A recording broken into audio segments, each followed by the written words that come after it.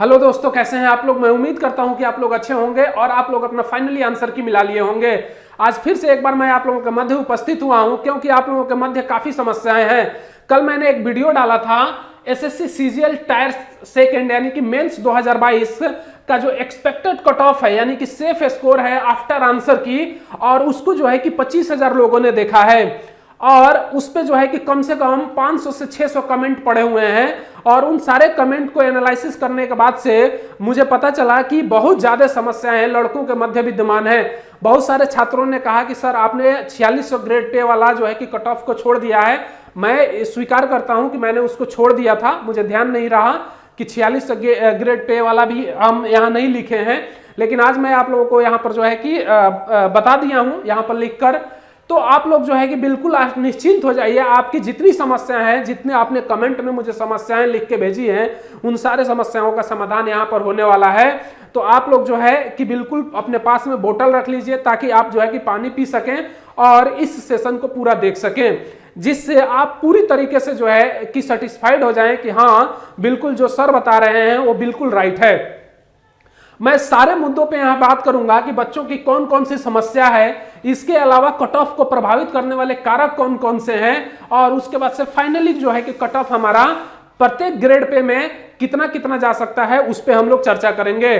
देखिए, आप लोगों के मध्य कंफ्यूजन की स्थिति इसलिए बनी हुई है ना कि आप लोग चीजें 10 जगह से पढ़ रहे हैं, 10 जगह से चीजें देख रहे हैं। आप किसी एक आदमी को फॉलो करें यानी कि एक टीचर को फॉलो करें और उसके जो है कि एनालिसिस को देखें। अगर आप उससे सेटिस्फाइड हो जा रहे हैं तो फिर आप जो है कि इस एनालिसिस को देखने की कोई आवश्यकता नहीं है। ठीक है, तो मैं उम्मीद करता हूं कि आप लोग ऐसा ही करेंगे। तो आइए सीधे हम लोग मुद्दे की बात करते हैं और सबसे पहले जो बच्चों की समस्या है उसका समाधान करते हैं। तो बच्चों की समस्या में जो पहला समस्या है वो है कंप्यूटर की समस्या यानी कि कंप्यूटर मार्क्स की समस्या। बहुत सारे छात्र बोल रहे हैं कि कंप्यूटर में हमारा 12 नंबर है, 9 नंबर है, 15 नंबर है, 18 नंबर है, 22 नंबर है। तो मैं आप लोगों को एक चीज क्लियर कर दूं कि आप लोग जानते हैं कि दो तरीके के पोस्ट हैं सीजीएल में, एक तो सीपीटी और नॉन सीपीटी। सीपीटी के लिए जो है कि मेरिट थोड़ी हाई जाती है, नॉन सीपीटी के लिए थोड़ी कम जाती है, क्योंकि सीपीटी में जो है कि आपके फेवरेट पोस्ट होते हैं जैसे एएसओ, अगर एमईए की बात करूं, सीएसएस की बात करूं, जीएसटी कस्टम इंस्पेक्टर की मैं बात करूं, तो ये सारे पोस्ट जो है आपके सीपीटी में आते हैं। नॉन सीपीटी में आपके इससे नीचे वाले पोस्ट आते हैं। तो उम्मीद करता हूं कि ये तो चीज आप लोग समझ गए होंगे। हर छात्र चाहता है कि मुझे जो है कि उसका जो प्रायोरिटी होता है वो इन्हीं पोस्टों का होता है, क्योंकि ये फेवरेट पोस्ट हैं और इन पोस्टों के लिए जो है कि पाने की पूरी पूरी कामना करता है। तो इस पोस्ट के लिए तो आप लोग ऑब्वियसली जान सकते हैं कि भाई इसका मेरिट बढ़ने वाला है, इसका मेरिट ऑब्वियसली बढ़ेगा। ये मेरिट जो है कि आपकी 300 के पार भी जा सकती है। ठीक है, इन पोस्टों के लिए। अब इस पे हम लोग देखेंगे कि इसको भी कौन कौन से कारक प्रभावित करेंगे, उस पे भी हम लोग चर्चा करेंगे। देखिए, कंप्यूटर मार्क्स की समस्या की अगर मैं बात करूं यहां पर, तो आप लोग जानते हैं कि क्वालिफाइंग नेचर का है ये, और क्वालिफाइंग नेचर के पेपर में आपको क्या होना होता है कि आप सबसे पहले क्वालिफाई अगर नहीं करते हैं, इसका मतलब ये है कि आप फेल मान लिए जाएंगे, चाहे आप 300 प्लस ही नंबर क्यों नहीं ला रहे हैं सेक्शन फर्स्ट और सेक्शन सेकेंड में। तो उम्मीद करता हूं कि यह समझ में आया होगा। अब देखिए मेरे प्यारे दोस्तों, मैं आप लोगों को बता दूं कि यूआर अगर कंप्यूटर में अगर है आप, जो नोटिफिकेशन के हिसाब से देखा जाए तो 30% मार्किंग आपका इसमें, यानी कि 20 क्वेश्चन है, 60 नंबर की मार्किंग हो रही है, यानी ईच क्वेश्चन जो है 3 मार्क्स का हुआ, तो 60 जो है कि आपके मार्क्स का पेपर हुआ ये कंप्यूटर का, और इसमें से 18 यानी कि 18 मार्क्स लाना आपका अनिवार्य है। अगर आप 18 मार्क्स यहां पर नहीं ला पाते हैं यू आर कैंडिडेट, तो ऑलरेडी वो फेल मान लिए जाएंगे। ठीक है, ये जो है कि कंप्यूटर का मार्क्स जो है बढ़ भी सकता है, क्योंकि ये सीपीटी पोस्ट के लिए बढ़ भी सकता है। ठीक है, तो ये समस्या उत्पन्न हो सकती है आप लोगों के लिए। तो देखिए, इसके बाद से ओबीसी की अगर मैं बात करूं तो 25% जिनका भी जो है कि इस कंप्यूटर में आ जाएगा, 60 में से 25%, तो आप लोग जो है कि पास मान लिए जाएंगे। ठीक है, इसके बाद से एससी और एसटी की अगर मैं बात करूं तो 20% जिनका भी आ जाएगा 60 में से, और 6 दूना 12 यानी कि 12 नंबर जिनके भी आ जाएंगे वो जो है कि आप पास मान लिए जाएंगे। 12 नंबर का मतलब ये है मेरे प्यारे दोस्तों, यहां पर देखिए 4 क्वेश्चन अगर आप सही कर दे रहे हैं कंप्यूटर में से, 20 में से 4 क्वेश्चन आप सही कर दे रहे हैं तो पास मान लिए जाएंगे। तो भाई एक बात बताइए कि अगर आप 4 क्वेश्चन 20 में से नहीं कर पा रहे हैं तो आप सोच सकते हैं कि आप कौन से लेवल पे हैं। ठीक है, वैसे सीजीएल के छात्र हैं तो उनका लेवल तो अच्छा होता ही है, क्योंकि वो लोग जो है कि काफी मेहनती होते हैं और काफी मेहनत करते हैं।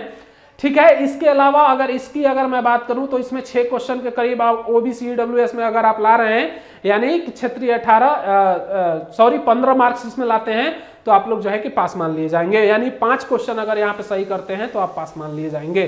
ठीक है मेरे प्यारे दोस्तों, तो मैं उम्मीद करता हूं कि ये कंप्यूटर वाली समस्या आपकी दूर हो गई होगी, क्योंकि बहुत सारे छात्रों की समस्या, मेजर समस्या में ये है। इसके अलावा कंफ्यूजन की स्थिति, अब देखिए बहुत सारे छात्र कह रहे हैं कि नहीं सर 260 या 280 नहीं जाएगा, 200 जो है कि आपका प्लस जाएगा, 300 350 के आसपास। एक बात बताइए, आप लोगों से मैं पूछ रहा हूं कि अगर 390 मार्किंग का पेपर हो रहा है मेरे प्यारे दोस्तों, तो एक बात बताइए कि क्या इसमें से 350 आपका मार्किंग चला जाएगा? ठीक है, यानी कि 350 का मतलब समझ रहे हैं, बहुत ज्यादा हाईएस्ट मार्क हो गया। और वैसे छात्र जो है कि आपको इक्का या दुक्का मिलेंगे, 1000 में 1 मिल जाएगा तो अच्छी बात है, नहीं वरना जो है कि 20,000 में 1 मिलेगा आपको। और वो 20,000 में 1 जो मिलेगा वो इन पोस्टों के लिए यानी कि जीएसटी कस्टम इंस्पेक्टर के लिए एलिजिबल हो जाएगा। ठीक है, तो वैसे छात्रों के लिए जो है कि बिल्कुल ये पोस्ट जो है कि रखे हुए हैं, जो ऑलरेडी 340, 350, 300, 350 प्लस ला रहे हैं मार्क्स, उनके लिए। अब देखिए कंफ्यूजन की स्थिति तो को आपको दूर करना है, और इन कंफ्यूजन की स्थिति को मैं जो है कि जो फैक्टर रिस्पॉन्सिबल हैं फाइनल कट ऑफ को प्रभावित करने वाले, वो आपको यहां पर दूर कर देंगे इनको। तो कंफ्यूजन में नहीं रहना है। पोस्ट प्रेफरेंस की समस्या, देखिए बहुत सारे छात्र कह रहे हैं हम सीपीटी नॉन सीपीटी, हमें कौन सा, हमारा 220 मार्क्स है, हमें सीपीटी मिलेगा नॉन सीपीटी मिलेगा। ठीक है, वो जो है कि आपका ओवरऑल व्यू देखा जाएगा कि आपने परफॉर्मेंस किस हिसाब से किया है, उसी हिसाब से जो है कि आपका जो है कि आपका सीपीटी और नॉन सीपीटी पोस्ट आपको दिया जाएगा। तो मैं उम्मीद करता हूं कि ये सारे समस्याएं आपकी जो है कि हल हो गई होंगी। इसके अलावा एक समस्या और आती है जो मार्किंग की समस्या है। देखिए बहुत सारे बच्चों की अगर मैं बात करूं तो यहां पर एवरेज मार्किंग है। क्या है? एवरेज है। एवरेज का मतलब यह है कि अगर मैं बात करूं तो 230 से लेकर 270 के बीच में मार्किंग घूम रहा है, और इससे ज्यादा नहीं घूम रहा है। वैसे छात्र बहुत कम है जिनका मार्किंग 300 से प्लस है, यानी कि 320 है, 330 है, 340 है, 350 है, वैसे छात्र कम है। तो मैं आपसे कहूंगा कि जो 230 और 270 के बीच में एवरेज मार्किंग होता है, तो मेरे प्यारे दोस्तों कट ऑफ भी डिसाइड इसी के आधार पे होता है, न कि वैसे छात्र जो 350 ला रहा है, सिर्फ और सिर्फ एक छात्र अगर है तो उसके बेस पे जो है कि कट ऑफ डिसाइड नहीं होता है। भले वो जो है कि एलिजिबल है अच्छे पोस्ट के लिए, लेकिन उसके आधार पर जो है कट ऑफ डिसाइड नहीं होता है। कट ऑफ डिसाइड होता है कि एवरेज नंबर ऑफ कैंडिडेट कितने हैं। तो एवरेज अगर नंबर ऑफ कैंडिडेट जो है 230 और 270 के बीच में है, इसका मतलब है कि कहीं ना कहीं इसी के बीच आपका कट ऑफ घूमने वाला है। तो मैं आपसे कह दूं कि अगर इसके बीच अगर कट ऑफ रहेगा तो कोई इसमें बुराई नहीं है, कोई दुराई नहीं है। अब देखिए कि कट ऑफ को प्रभावित करने वाले कौन कौन से कारक हैं, जो कि आप लोगों के लिए समझना बहुत जरूरी है, क्योंकि बहुत सारे छात्रों ने कहा कि आप जो है कि किस बेस पे ये कट ऑफ बता रहे हैं। तो मैं वो बेस आप लोगों को क्लियर कर दूं यहां पर। तो देखिए इसका कट ऑफ क्या है। सबसे पहले कि अगर मैं बात करूं तो गवर्नमेंट सेक्टर में जो ऑलरेडी सिलेक्टेड स्टूडेंट होंगे, वो भी जो है कि सीजीएल में अपना पेपर देते हैं। इसलिए देते हैं क्योंकि वो नॉन सीपीटी पोस्ट के लिए देते हैं, ताकि मेरी रैंक बढ़ जाए। ठीक है, रैंक बढ़ाने के लिए। तो ये मान लिया मैंने कि 10% बच्चे ये हैं, ठीक है, जो ऑलरेडी सिलेक्टेड हैं। अब देखिए उनका मार्किंग, अगर इन छात्रों की अगर मार्किंग जो अगर मैं बात करूं तो 250 से 270 के बीच में है मेरे प्यारे दोस्तों, तो नॉन सीपीटी पोस्ट इनको मिलेगा। नॉन सीपीटी पोस्ट अगर इनको मिलता है मेरे प्यारे दोस्तों, तो ये लोग छोड़ देंगे, क्योंकि ये ऑलरेडी जो है कि जीएसटी में ये ऑलरेडी गवर्नमेंट सर्विस में है। जब ऑलरेडी गवर्नमेंट सर्विस में है तो अपने से नीचे पोस्ट लेकर ये करेंगे क्या तो इसका बेनिफिट किसको मिलेगा? आप जैसे स्टूडेंटों को मिलेगा। जब आप जैसे स्टूडेंटों को इसका बेनिफिट मिलेगा तो आप बताइए कि कट ऑफ पे इसका प्रभाव पड़ेगा या नहीं पड़ेगा? मैं कहूंगा पड़ेगा इसका प्रभाव। और 10% स्टूडेंट में से मात्र 2% ऐसे स्टूडेंट होंगे जिनको जो है कि ये सीपीटी पोस्ट मिल सकता है, अदरवाइज बहुत मुश्किल है। ठीक है, अब देखिए कि और क्या क्या है। नॉर्मलाइजेशन, अब देखिए यहां पर नॉर्मलाइजेशन की अगर मैं बात करूं तो नॉर्मलाइजेशन की अगर मैं बात करूं तो यहां पर देखिए 2 मार्च, 3 मार्च, 6 मार्च और 7 मार्च में पेपर आपका संपन्न हुआ। सबसे ज्यादा अगर हार्ड की अगर मैं बात करूं तो 2 मार्च का पेपर जो है कि सबसे हार्ड था। सॉरी, 2 मार्च का सबसे पेपर हार्ड नहीं, 6 मार्च का सबसे हार्ड था। यानी कि 6 मार्च, उसके बाद से 2 मार्च का था, उसके बाद से 3 और 7 मार्च के थे। यानी कि लगभग एक शिफ्ट का जो है कि पेपर जो है कि काफी टफ था और उसके बाद से जो है कि थोड़े आसान शिफ्ट के थे, क्योंकि एवरेज अटेम्प्ट कितना होता है इस पे डिपेंड करता है टफनेस। ठीक है, एवरेज अटेम्प्ट अगर किसी में 30 में से जो है मैथ में अगर आपका 27-28 हुआ, इसका मतलब है कि उस शिफ्ट का जो है कि स्कोरिंग अच्छा हुआ है और जो है कि वो शिफ्ट जो है आसान माना जाएगा। अगर किसी शिफ्ट में जो है कि 30 में से 24-22 हुआ है, इसका मतलब है कि वो शिफ्ट हार्ड रहा है, तभी अटेम्प्ट, नंबर ऑफ अटेम्प्ट जो है कि कम रहे हैं। ठीक है, तो ये अगर मैं बात करूं इसके आधार पर जो है अगर देखा जाए तो नॉर्मलाइजेशन किसी शिफ्ट में 2-4 नंबर का होगा। ठीक है, अगर मैं यहां पर लिख दूं 2 नंबर या 2 क्वेश्चन लिख देता हूं भाई, यहां पर 2 क्वेश्चन लिख देता हूं। ठीक है, यानी कि 6 मार्क्स की अगर मैं बात करूं तो आपका जो है कि यहां पर नॉर्मलाइजेशन देखने को मिलेगा। मैक्सिमम जो जाएगा नॉर्मलाइजेशन आपका अगर मैं बात करूं 3 क्वेश्चन का, यानी कि 10 नंबर या 9 नंबर के आसपास आपका घूमेगा मैक्सिमम, इससे ज्यादा नहीं जा सकता है। ठीक है, तो मैं उम्मीद करता हूं कि ये भी आप लोग समझ गए होंगे नॉर्मलाइजेशन का। कंप्यूटर क्वालिफाइंग है, मैंने आपको समझा दिया है यहाँ पर कि कंप्यूटर की समस्या क्या है।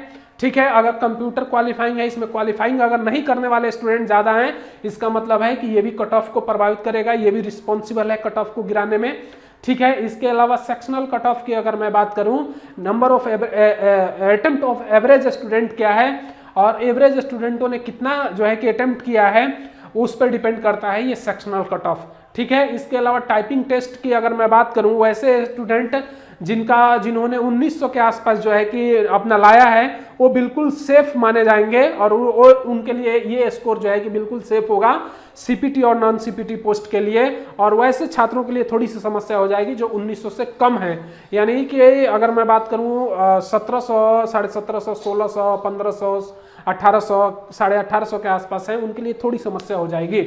निगेटिव मार्किंग आप लोग जानते हैं 1/3 है, कितना है 1/3 है, इसका भी जो है कि आपका प्रभाव पड़ेगा इस कट ऑफ को गिराने में। तो उम्मीद करता हूं कि ये समझ गए होंगे। नंबर ऑफ वैकेंसी इस बार बहुत ज्यादा है, 37,409 पोस्ट है, ये भी जो है कि आपको प्रभावित करेगा। नंबर ऑफ वैकेंसी भी प्रभावित करेगा कट ऑफ को गिराने में। तो ये सारे हमारे फैक्टर हैं जो कट ऑफ को गिराने में जो है कि काफी उत्तरदायी होंगे। तो अब मैं उम्मीद करता हूं कि ये सारे चीज आप लोग समझ गए होंगे, क्योंकि यही वो चीज है जो कि आपको जो है कि 260, 250, 270, 280 के आसपास लाकर खड़ा कर देता है। इसी के आसपास जो है कि आपको कट ऑफ देखने को मिलेगा। अब आइए एक बार फाइनल कट ऑफ जो है हमारा देख लेते हैं ग्रेड पे के हिसाब से।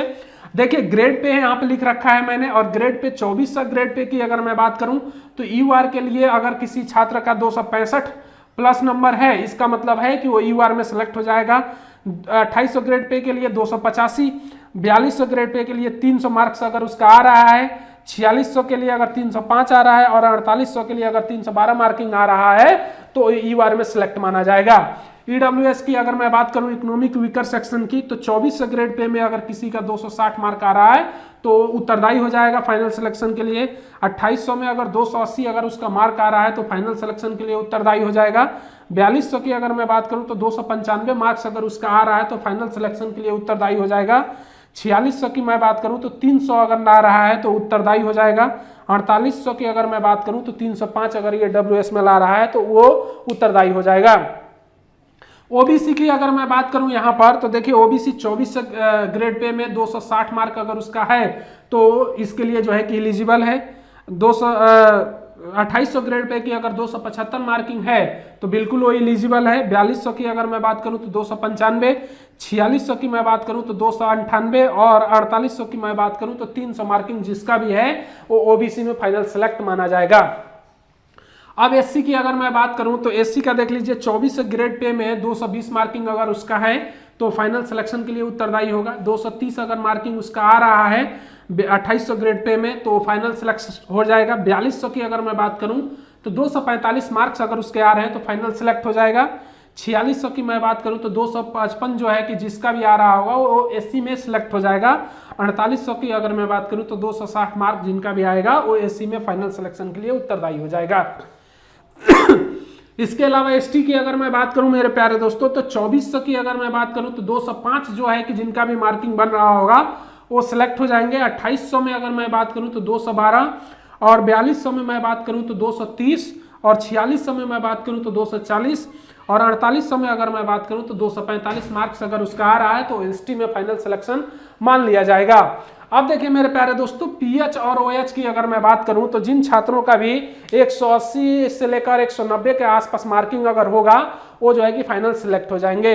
एक्स सर्विसमैन की अगर मैं बात करूं तो एक्स सर्विसमैन में जिनका भी 140 प्लस मार्क्स आ रहा है वो एक्स सर्विसमैन में सिलेक्ट हो जाएंगे।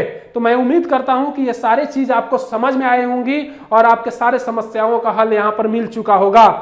तो आपसे कहूंगा कि आप लोग किसी भी दुविधा में ना रहें, आप लोग चीजों को अच्छे से देखें और समझें और जो है कि अपने जहन में उतारें ताकि ये आप इससे लाभान्वित हो पाएं।